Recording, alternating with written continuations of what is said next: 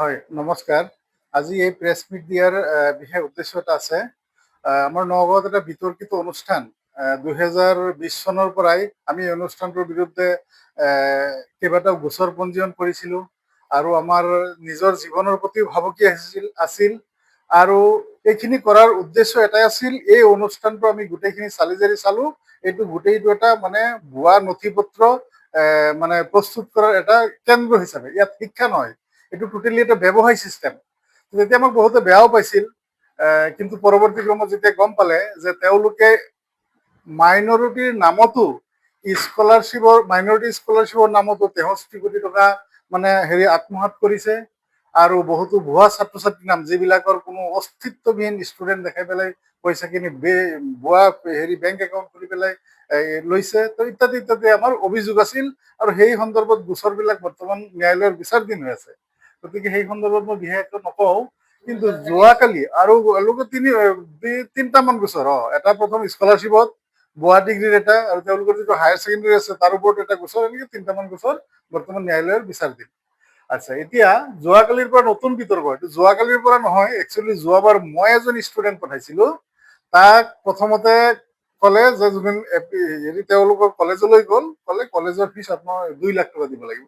ঠিক আছে, এটা বি এডৰ প্ৰাইভেট কলেজত 2 লাখ টকা ফিজ এইটো ল'ব পাৰে, কিন্তু তাতো এটা কথা আছে, বি এড কলেজৰ যিখিনি as per NCT national council of এডুকেশ্যনৰ এটা গাইডলাইন আছে, যিখিনি ফেকাল্টি ৰাখিব লাগে, যিখিনি টিচাৰ্ছ ৰাখিব লাগে, সেইখিনি কিন্তু তেওঁলোকৰ নাই।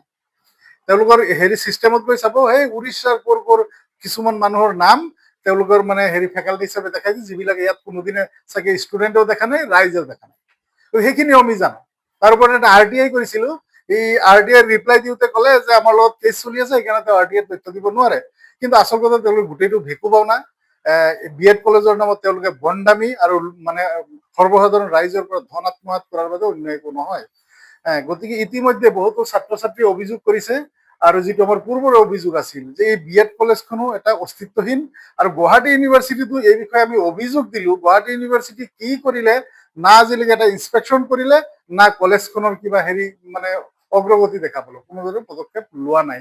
গতিকে এই ধৰণৰ ভুৱা অনুষ্ঠান আমাৰ নগাঁৱৰ আমাৰ আয়ুক্ত কাৰ্যালয়ৰ একদম নিচেই দাঁতিকাষৰীয়া অঞ্চলত অৱস্থিত, আৰু ইতিমধ্যে এটা অৰ্ডাৰো দিছে হায়াৰ এডুকেশ্যন ডিপাৰ্টমেণ্টে যে প্ৰত্যেকখন জিলাৰ আয়ুক্তই ইচ্ছা কৰিলে সেই কলেজ ভুৱা অনুষ্ঠান এনেকুৱা অভিযোগ আহিলে তেওঁ নিজে গৈ পেলাই ইনস্পেকশ্যন কৰিব পাৰে বা চাব পাৰে। গতিকে মই আজি এই সংবাদ মাধ্যমৰ যোগেদি আমাৰ নগাঁৱৰ আয়ুক্ত আমাৰ দেৱাশিষ শৰ্মা ছাৰ, খুব ভাল ব্যক্তি এজন, গতিকে তেখেতে অতি শীঘ্ৰে এটা টিম বনাই পেলাই এই কলেজখন ইনস্পেকশ্যন কৰিব লাগে। তেওঁলোকৰ এজ ফৰ NCT মানে এক্ট এণ্ড ৰুল মতে কিমান ফেকাল্টি আছে নে নাই, আৰু তেওঁলোকে এই যে যধে মতে ফিজ লোৱাৰ যিটো চিষ্টেম, এইটো অতি শীঘ্ৰে বন্ধ কৰিব লাগিব। আৰু লগতে গুৱাহাটী ইউনিভাৰ্চিটিও তেওঁলোকৰ ওপৰত শ্বকজ নোটিছ জাৰি কৰিব লাগে অতি শীঘ্ৰে। তেওঁলোকে কোন যুক্তিত, কি চৰ্তত, কি ভিত্তিত তেওঁলোকে এই 4 লাখ 3 লাখকে ফিজ বি এডৰ এজন ষ্টুডেণ্টৰ পৰা আদায় লৈ আছে। যিকোনো খবৰৰ বাবে যোগাযোগ কৰক 9181307221 আমাৰ এই নম্বৰত।